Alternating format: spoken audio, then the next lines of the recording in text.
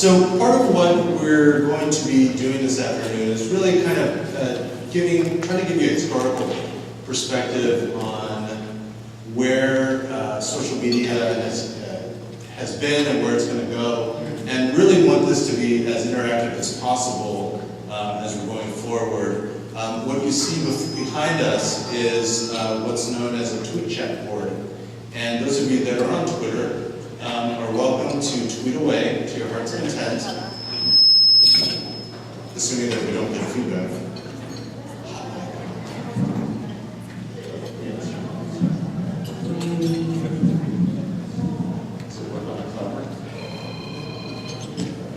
There we go, that works.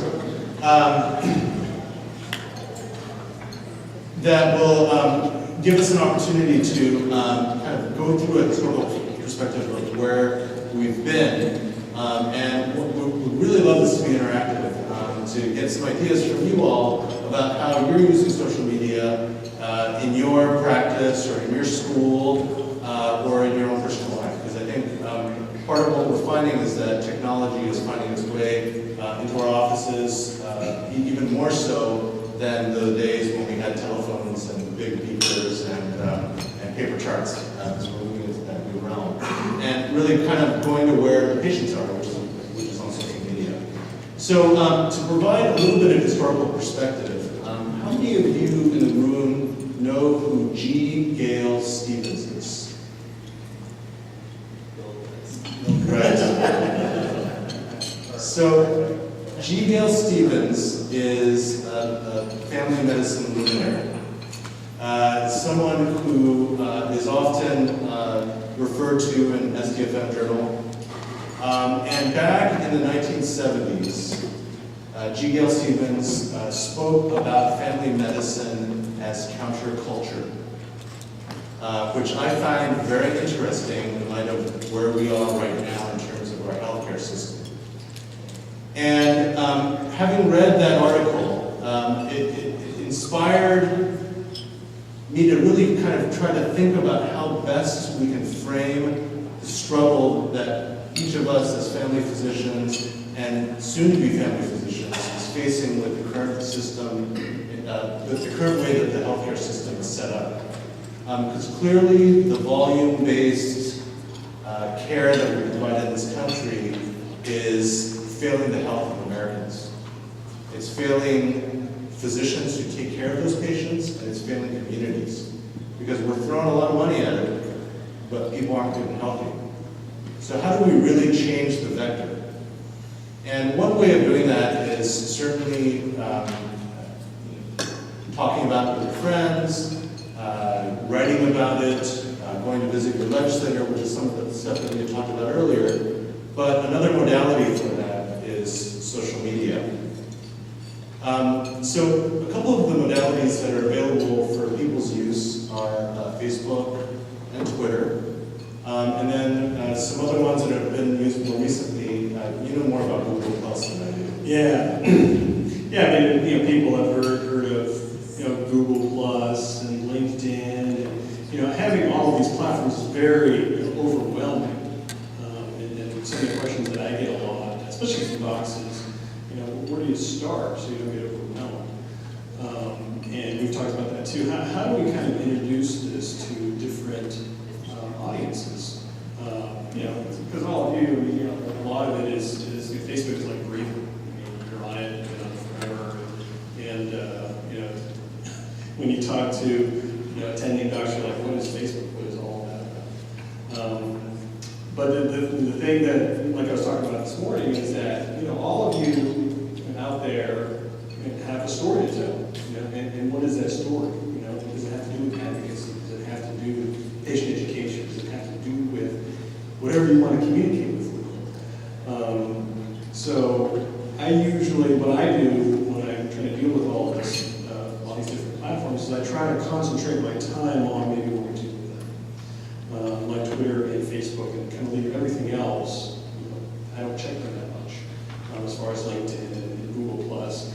I joined them just to try to get familiar with them, but what I tell people who don't have a lot of time is to really try to concentrate on maybe one or two of those platforms, and that's where you can really find of social media and not be overwhelmed by trying to check 15 different things. Yeah, and I think that's the big concern that a lot of folks have, is that I barely have enough time to sit down and do my email, or even wash my clothes, or eat, let alone try to check something that requires a device for me to check. And I think what I found, and what we were talking about earlier in our dialogues over the years is that there really is sort of a developmental process that people go through as they start to use social media as part of their sort of regular existence. And in the beginning, especially for Twitter, I think a lot of folks are on it primarily using it as a means of sort of keeping a pulse on things. And what's nice about Twitter is that you are able to hone your search so that you're better able to sift through the morass of people tweeting about things like their left foot is itchy or they have to go to the bathroom. Because those are the things that we really don't want to read through, right? So let me give you an example. Up here on this tweet chat, you can see that there are various hyperlinks or blue areas that are listed. This symbol right here, the @ refers to that person, that individual person. It refers to their what we call Twitter handle. Okay? Mine is a very geeky family dog Wonk. And as you can see, others. Mine's very generic. Right, Dr. Maxilla. We can see that Dr. Walt Mills joined Twitter not too long ago, as did Dr. Munsing. Like in the last hour. Right. At 2:14 on October 15, 2011. So certainly that's a way to find people who are on Twitter. And sort of the next step beyond that is finding people, kind of what Mike was talking about this morning, finding friends, finding your community on Twitter. And so there are certainly, back a couple of years ago when we were tweeting at meetings, it was just him and I, and maybe another person. And we would all like sit next to each other in the same room. Right, and not look at each other. Yeah. And tweet out meetings. And now I think there's kind of a quantum mass of people that are out there that are doing this. And really around meetings. You were talking a lot about NCSC and Congress delegates, and we really did sort of reach a tipping point. We did, I think so. And you have to be patient with this, because to try to get people to join, which we did get people to join here. But what's really interesting to me is at the end of my talk this morning, I saw a lot of people thinking. I saw a lot of people trying to generate ideas on how to utilize this. Because the question I get a lot is, well, they say, Michael, how do I get, everybody to pay attention to what I'm talking about? And that is a tough thing. Because it's just, everybody's heard of those viral videos on YouTube that get 10 million hits and things. That is the exception. For you to get your message out, whatever that story is, it is, finding, whatever that community it is.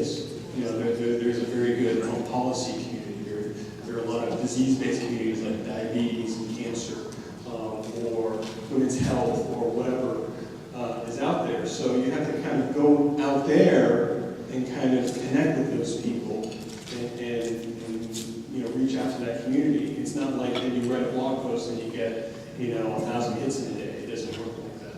So it does take some commitment. It does take a lot of time. It took me 5 years to be an overnight success, to keep doing this. So you have to be patient at this and just kind of listening to some of the conversations today. There's a lot of great ideas out there, but you have to be committed to it. It's not going to happen overnight. So that's one of the lessons that I'm going to try to convey about social media. It's not an overnight. Yeah, it's sort of like when you're a resident, you're sort of a PGY 1 to start, and then you work your way to PGY 2. I guess I'm a PGY 4 at this point. But there is a developmental stage to it. And the way to find your communities, kind of going to one of the things that you mentioned, is via the hashtags. And so this particular tweet chat is around this Family Medicine Revolution hashtag. And let me give you a little bit of historical background on that, because people come up to me often and they're like, oh, you're the one that came up with the whole Family Medicine Revolution idea. And I said, actually, it wasn't me, it was residents. There were residents in Santa Rosa that came up with this idea back in 2009. And the story behind it, you see those nifty t-shirts that are outside? The one that says, we're sexy, we do it all, or use your whole brain, become a family physician. Those t-shirts were the ideas of a couple of residents of Santa Rosa. And the entire credit goes to them, because they really put the work into the concept. And when we talked with those residents about why they went ahead and did this, is the very reasons that Mike alluded to earlier, which is in his talk this morning, which is that you know, we're not getting the respect that we need and that we deserve for the value that we provide to the healthcare system. We need to not accept that negativity. We need to push back. And there's a number of ways of doing it. One is to just get angry and flex your muscles, which my 2-year-old finds out that that's probably not the right way to react to things. And you know, I think the other thing is that we're historically very good at playing in the playbook and playing in the sandbox as family physicians, because we're generally congenial people. We like people. We don't generally like conflict. But the truth is, if we really want that vector to change from that volume-based system to a value-based one, we need to push. And that comes in many different forms, from a legislative push to public media outreach, social media outreach, to even just telling your story, as Mike said, which gets me to another point that we had kind of discussed as well, around origin stories and around telling your story. How many of you have read comic books? Okay, everyone. Okay, Spider-Man. He's got an origin story, right? Wonder Woman, origin story. The Hulk, origin story. All of them have origin stories, right? So if you think about everyone that's in this room, and imagine yourself on the cover of a comic book as a hero of family medicine, because that's what you are. You're a hero of not just family medicine, but actually of healthcare. Because think about what you wrote about in your personal statements, right? In your personal statements, it's, I want to save the world, I want to help people, I want to make a difference. That's what heroes do, right? And you may not put on a cape, and if you do, we don't necessarily want to know about it. It's okay though. But it's cool. Yeah. There's anything wrong with that. Yeah, right. Yeah, it's all good. That can be part of the revolution. Yeah, but mine's upstairs. Right. Jay, can we decorate our white books like a cake? You're more than welcome to do that, right. Although, you know, in the Incredibles, they were talking about how capes can sometimes be detrimental, right? But the idea is that each of you does have an origin story, and that starts with your personal statement. And the truth is, how many of you, those of you who have applied this year, obviously have looked at your personal statement, but those of you that are in residency or in medical school, when was the last time that you looked at your personal statement? Faculty, when was the last time you looked at your personal statement? Pull it out, take a look at it. Remind yourself of why you got into this. That's why we're all here.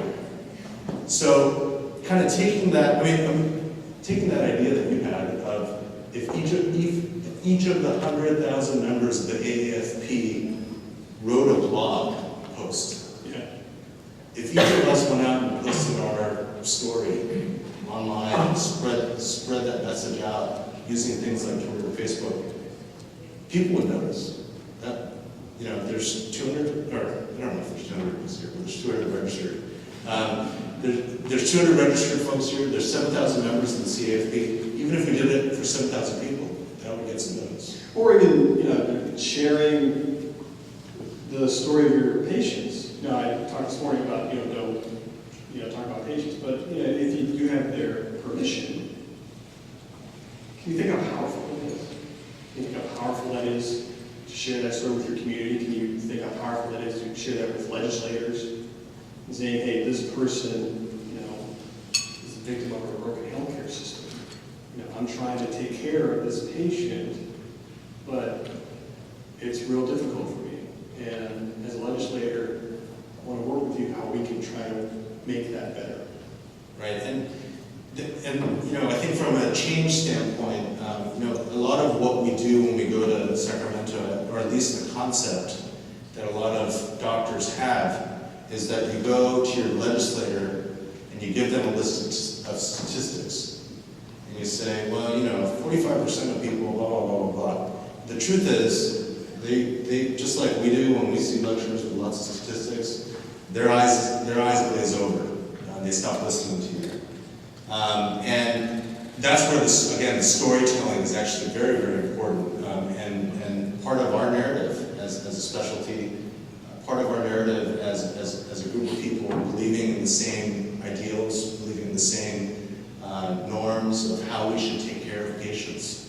And those stories are the ones that really make a difference when you go to the legislator's office, because they're the ones that they as human beings can get. Because sometimes it's as fundamental as what is a family physician? When you go to the offices, and you're all geared up to talk about SDR and Title VII and GME funding, and their question to you is, what's a family physician? What do you do? Is there an elevator speech for that? Right? It's not necessarily very easy to describe. So usually what I'll say is, well, let me tell you the story. And that helps illustrate that. And part of that story can be either links to blog posts that you do on Facebook. There's certainly articles about stories of doctors. A really good example is Dr. Eric Ramos, who's a past president of the CAFP. His story was on the cover of the USA Today when we were in Orlando a few weeks ago for the AAFP meeting. And even being open to that idea of being interviewed by the press, and you've certainly been interviewed a lot. That's why you're the king of social media and family medicine. And maybe you can talk a little bit about your experience talking with the press and getting the message out there. As I talked about before, my hospital, made me available to press, to local TV station, which I've never done before. And it's all live. You have 2 minutes and 23 seconds to try to get whatever message that you want to get through. And it took me a while to try to get that. And as you're talking to colleagues, as you're talking to other people, you try to see what is the message that you want to give. And what I do is I try to script it all out. I try to have my own talking points. And I have 3 points that I want to get out. And because when they say go, at least for my experiences, there is no retake. There's just this one take and it's live. And I usually hear about the next day my mispronunciations and my bad facts or whatever. But you just have to give yourself opportunities to do that. And a lot of things that people tell me too. So I could never go to the state house. I could never talk to the legislature. It's too intimidating for me. But all politics is local. So what I tell people is that there are things in your school or in your residency program or at home that you think should be changed. So just as a practice, just say, hey, go to whoever it is that you have to go to and say, make your case. And say, hey, this is why I think this should change. And as you make these little itty-bitty changes at the school level, at the program, at the residency program level, even at home, sometimes I have to practice and talk to my wife and say, hey, I think we need to do this differently. You just have to practice to do that. And that'll give you more confidence to a point where you're going to be like, yeah, I want to call my congressperson. I want to call my senator. And I'm confident, I have my talking points, I know I have 3 minutes, that's what I'm going to do. So when I tell people that whether it's social media or advocacy, you got to start slow. Because when you start slow, you do learn along the way, you do make mistakes along the way, prepares you for whatever that next step is. And when it comes to social media, you don't have to do all the stuff that I do. Most people are on Facebook. Most people put Facebook updates on there. There's the ability to do a little blog post on Facebook. So if you're considering blogging, I would do that. You don't have to open a whole new Blogger account or WordPress or anything like that. Just try those little things there and see how you like it. Not everybody likes blogging. Not everybody likes Twitter. Not everybody likes Facebook. So to try different types of media to see what you're comfortable with and see what you like. Dr. Seville, I have a question. If you have a blog and you don't know things like lines or ashes or what you said up there, the sort of for dummies version of understanding all that, how do you go and look at something like that on top of that? And is there a place that tells you all that stuff? I don't know if there's a website that's kind of a tutorial. What I tell people is when you start out is, using hashtags and links, that's very advanced. That's very advanced. So it just comes down to, when you start a Twitter account, you don't have to post anything.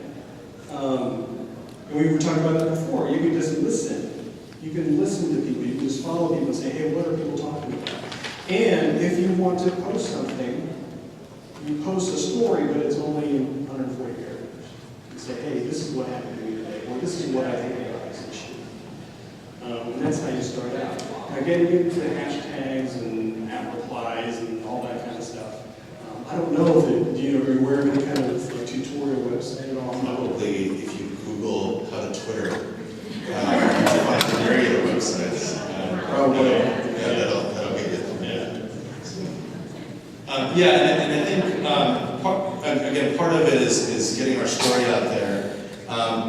So that's kind of telling your own story, but it's also sharing resources. So certainly, if you see an article pop up in your news feed 5, 6, 7 times, and it's from sources that you know personally or that you respect, that might be an article that you want to take a look at. And certainly, that's how I find out when new Gawande articles come out.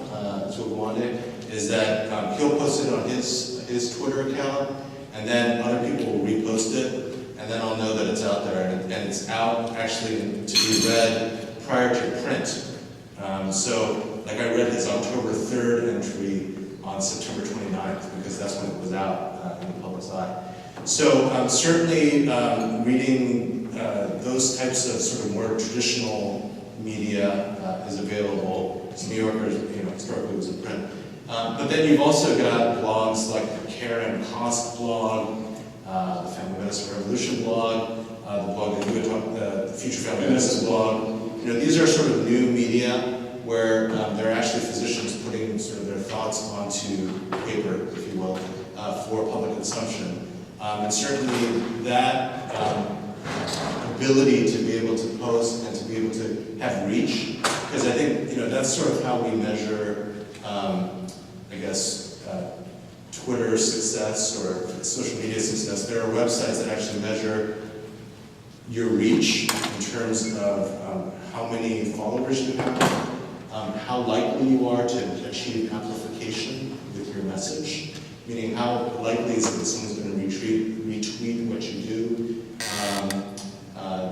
the number of numbers that you're on, and so there's sort of criterion that some websites are looking at, and actually they're kind of making a game for, say, for example, for Clout, K-L-O-U-T, you actually get perks. So I got into Spotify a little bit early because, which is that music streaming website, a little bit early because I had Clout, whatever that means. But that was in exchange for, I guess, being on the Clout website, etc. So there's certainly metrics that could be used, and there are folks that spend a lot of time researching this. And I can say honestly, I think family physicians have a great presence on social media. And so if you are on it and you're not very active, that's okay. Keep listening, because I think there'll be a day when you feel like utilizing your voice and being part of the discussion. And the community is actually really amazing, because like when I was in Orlando, I overheard someone talking about Twitter, and I was like, and he said his name was Troy, and I said, hey, are you Troy, Texas Doc? And he goes, yeah. where are you? And I said, I'm at Family Dog Walk. And he goes, oh, Jay, hey, what's up? Never met the guy before. And so, I gave him a hug, we clinked our beer glasses, and the rest of them, we walked down to the beach. No, Do you guys have your capes on? right, we had our capes on, and they were flowing behind us. Yeah. But, the idea is that there's community and there's community here, and the value in this, but there's also value, I think, in what's available online as well. Yeah, and Dr. Havens talked about this morning is that the strength of family medicine is relationships we have with our patients. And when I talk to physicians, I tell them, how you're really good at social media is building relationships. And what a perfect match for family medicine. That is why doing really well in social media is why family medicine should really be a leader in this. We were talking about Twitter handles before. I remember my first social media conference, and I was on a panel there, and that was the first time I met other people on Twitter in real life. And so what we did was when we met each other, we called each other our Twitter handles for the whole meeting. We're like, oh, you're Kevin MD. Okay, great. Or you're, whatever. So when you have those interactions, it's really fascinating because when you meet somebody in person, for the most part, they are their Twitter persona, and there's no faking it when it's out there. People want to have this whole persona of how they are on social media. If you want to be really successful, you have to be transparent. You have to be genuine, and I think that's another thing that is the strength of family medicine as well. Right, and I think that that truth really does come out because, as we're seeing, social media can be handled in a very poor way. I mean, with the NBA lockout and the way the players are handling themselves in the public light, they're not getting a lot of sympathy from people, based on what they're tweeting out. And I love my NBA, but man, they're really shooting themselves in the foot in terms of public perception. And I think part of our public perception is all the stuff that's on that list as well. And one thing that we didn't mention is the truth. We are the truth tellers in the healthcare system because we're with the patients and we know our patients. And not to say that other specialties don't do it, but we do it more. We do it more, and we do it more consistently. And that's why we chose the profession that we did. This is why we chose the specialty, was because we believe in that truth and we believe in that trust that comes with truth telling. So certainly, this has to be a very transparent thing if you're going to use it. And so it does take a little bit of courage, I think, to take that step. But our job is to really just kind of help push you off that cliff once you're ready, because then you can fly. And then you're good. You're actually going to be just fine because you guys are all adults and you know how to handle yourselves. The other thing too is that when I started, I would send messages out to these people who I thought were these big superstars, and it's a pretty friendly community. If you have a question on like what is the hashtag or what is this, what is that, feel free to contact us. We'll be very happy to help you out because that's kind of part of our leadership development and giving back and paying it forward, however you want to say it. Because we want to see you succeed. We want to see you succeed in whatever projects that you have.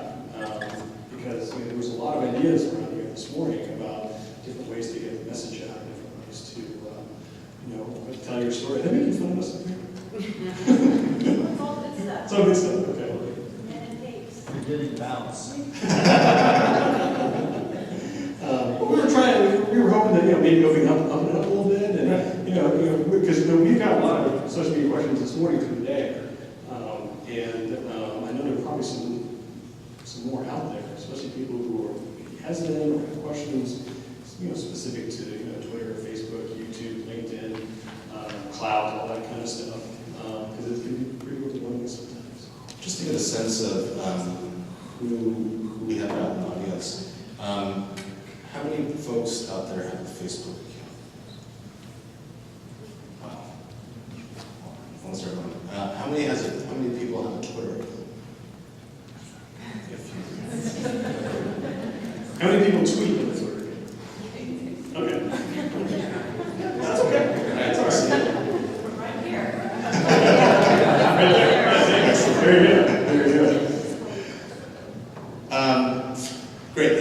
how many of you use a mobile device to do your social media?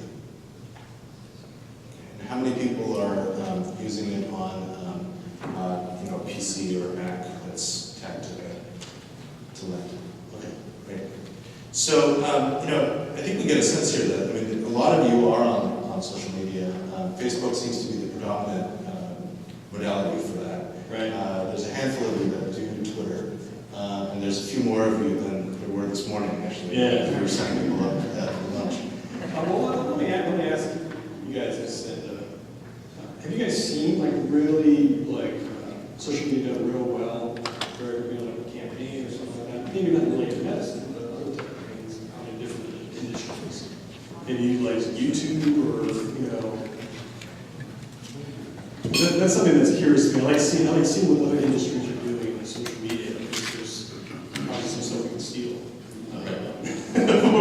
It's the BS that borrow and steal.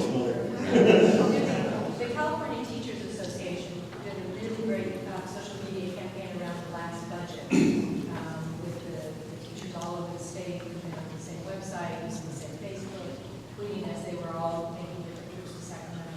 So CTA did a really great job. Nice, good. And actually, I was going to say the Academy, the National Academy did a wonderful job with winning an award for some of their membership outreach recently. It was a Facebook vote, and they were in second place. And someone posted, "Oh my God, Family Docs were in second place," and so the competitive streak in us kicked in. And it was like 6 hours to go. Right, there were 6 hours until the deadline, and so someone from Detroit posted that, and within like 3 hours, people from New York and California and other states were posting on their Facebook saying, "We need to have the Family Docs win." It's that stand campaign that you guys have seen on the postcards out there. And in the 11th hour, it was like midnight out here, and the docs in Detroit and New York were writing on their Facebook, "I'm so nervous. I totally want to win. I worked so hard for this." So we're like, "Go to bed." Right. Tomorrow out there. Let's sleep. But eventually the campaign won. And so that speaks to the poll. And that critical mass that Right. we talked about today. Right, and certainly we could, I think, mobilize folks in that way around particular issues. And I think there are some campaigns coming down the pipe, because AFP did hire a social media manager. Mark? Yeah, I think the AFP did a really good job with the governors, what bills to support, what bills to veto, so they emailed key contacts and have just linked to the governor's office to find out what bill you wanted to talk about, and then so the governor and his staff, what your position was about the bill. And I was able to share that with the children's clinic in Long Beach to all the staff. There were about 120 people. And I said, this is what's important about pediatricians and family medicine. And I had actually one of our MAs and her boyfriend said it was great. They were just on there. They were sending things to the governor. And, I think, with CAFP taking the lead, we were able to get more than just physicians to talk to the governor about the things we supported and we didn't support. It worked out really well. Right, with shortened URLs and hyperlinks, it makes it a lot easier actually to get the message out versus, say, the good old fax or the good old handwritten letter. I've seen it useful for event awareness, just like an arts group that's trying to get the word out about a particular event, and just the act of having someone like your group or whatever it is on Facebook, it pops up on everyone else's news feed that they're connected with. So just in terms of raising awareness about a particular thing. But I have to say that so I'm a second year resident, grew up with the AOL chat, and then in med school I finally got a Facebook account because that's how the parties were being run, so you never knew. Very good. I don't like it. I have a lot of reserves. I think what I see is people in my, I see all the craziness and all of the negative stuff that, or just not very interesting things like, oh, I'm going to the store right now, that my contemporaries are putting on this. And so I've intentionally not even looked at how to get a Twitter account. I very rarely check my Facebook account. And so it's just been interesting to look at it, how can it be used professionally versus a lot of the Fluff. out there. Yeah. Yeah, Right. yeah. Right, and I think that's a real issue, because I think. Yeah, so it's kind of filtering, Right. you know, what you think is important versus what other people think. And I think that's actually gotten a little bit better with Facebook groups, namely that you're able to filter your friends. That sounds weird, but you really do get to filter your friends. So I have a Family Medicine Revolution filter, and so anyone that I know is a family doc or a student or a resident or someone who might like family medicine is in that feed.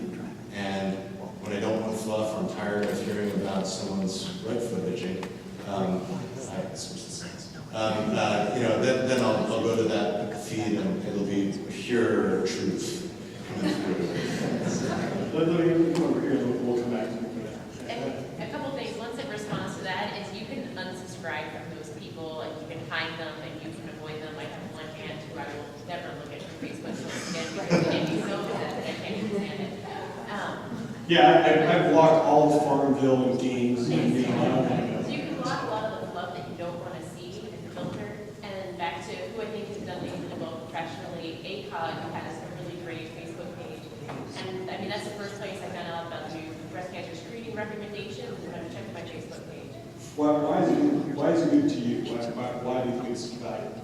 Because I actually get good patient information from it, Okay. a flash. So if there's a new update about recommendations, they do the same thing with posting about policy things like the CAFP, and our Facebook page does as well. And so I get information at the same time that I can be a part of other things that are awesome that's going on. And I agree, event coordination, just like we talked about over there too, is a really great part of Facebook. Creating an event, having people say yes, no, or maybe, and giving their responses. Makes you feel like you're part of something as well. Like, oh, I really should respond. Everyone over here, she was saying that the ACOG website or the ACOG Facebook page has actually been a great source of information, and that it can also be very helpful for event coordination and also for remembering birthdays. Yeah, up front here. I just wanted to comment that that's what's changing. Like, I remember first year tuition, I feel like my entire class is on Facebook. And then I have a quiz or exam concern if it's posted on that Facebook group. So even like no one to see me Christianly using the tool. Like people who are not online and choose not to use Facebook, they find it annoying or to make someone one thing or another. Finally, miss out on information. So like it's one of the information sources for me. Getting more powerful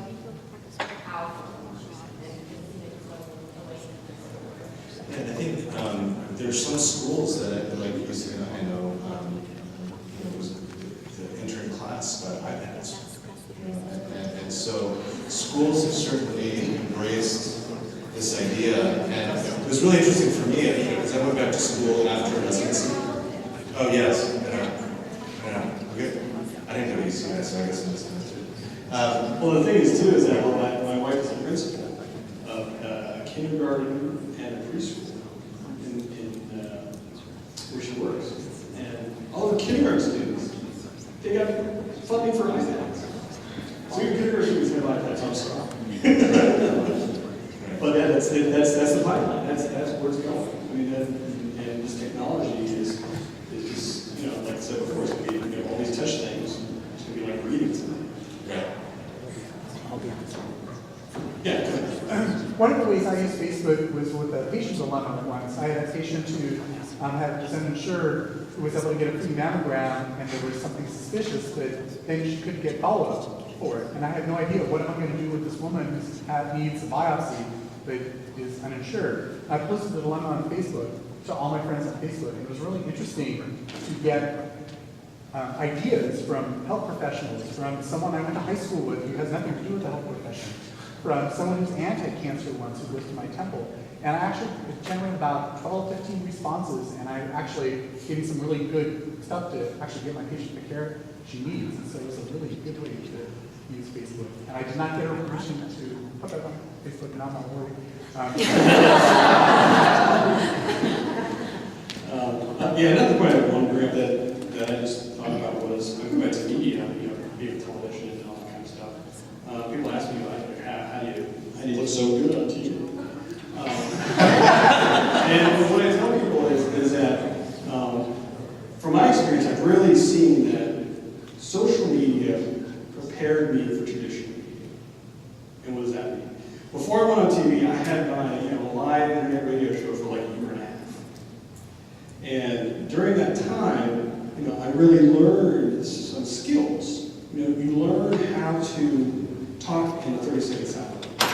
You learn these skills. Like when I ask people, how did you write a really good article in USA Today? Or how did you really write a good article for a letter to the editor? You're like, well, I've been blogging about it for 2 years. And you develop those skills on how to communicate. You develop those skills on how to use text, on how to use the written word. I have a lot of people who do really well on YouTube. How do you make these really great YouTube videos about patient education? You're like, I just did it. I just perfected my skills, I honed my skills, and now I'm getting a lot of hits on it. So it goes back to the experience factor. So as you start to experiment with some of these social media things, there's going to be a time where you get that phone call from the TV station and say, hey, we would like you to come on and talk about X. And you be prepared for that. Or we want you to write an article for our newspapers. Or we want you to make a video about patient education. So I really think about at least experimenting with some of these social media platforms, because as we move forward, it's all about how we present ourselves. It's all going to be about how you sound, how you look, how you write, and you need to get experience with that. And I really think that social media really prepares you to do some a lot of these traditional media things. Yeah, and one of the interesting things for me at this point in my career, in terms of leadership development, is exactly the point that you brought up, which is that for all of you, there's the education that you get in the classroom, at your school, or at your residency program. It's teaching you how to be a doctor. And then there's the other part of your education, which is that leadership development. Because whether you like it or not, you put those words on paper and you wrote your personal statement. You've got your hero, right? And you're going to be out in communities and you're going to be making real impacts on patients' lives. And so, part of whether you like it or not, I think those are the skill sets that you do need to learn. Whether you perfect them or not, doesn't matter. What matters is that you get started and you try to build those. Because certainly if you're an introvert, that's okay. Just learn how to speak outwardly about the things that matter for you. If you're an extrovert, learn to tone it down. One of the things that I always reflect upon when I go to the policy-making meetings is that each of us can be passionate about something, and you could be like, look at what's happening with Occupy Wall Street, right? There's a bunch of people that are very passionate and are sometimes incoherent, which is unfortunate, right? But they are passionate, right? So what's the next step in development, right? When you're a kid and you're really excited about something, well, I want that Red Ryder BB gun, right? You're totally pumped up and you won't take no for an answer, right? But that next step in maturation is taking that passion, learning how to put it on paper, learning how to put it in less than 140 characters, learning how to do it on YouTube, learning how to blog about it. And I think a really good example is actually in this body here with the single-payer resolutions that we've had over the years, because I think the students have really pushed that issue as something that the academy needs to look at and at least not throw out as a concept. And every year that the students bring that idea back, I see it more, like, better written, that it makes it's more coherent, it makes more sense.